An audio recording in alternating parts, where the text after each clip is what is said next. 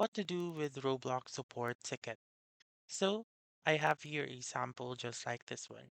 As you can see, there is a ticket support number right here. So you may use that for your reference later on.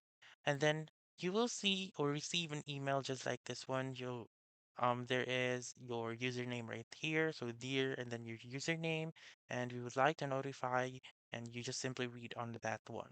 So under the support ticket, you may be able to see a link, or you may also see related articles with regards to your problems.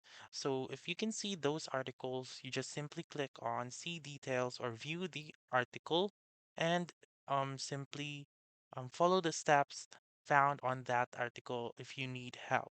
So for example, if you forgot your password and then there is an article posted or sent to you, then you just simply read it, click on view article, and follow the steps provided.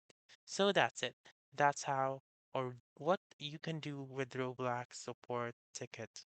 So that's all for this video. Let me know in the comments section if this works out for you. For more helpful tutorials like this, please subscribe to our channel and don't forget to click that notification bell. Thank you for watching and have a wonderful day.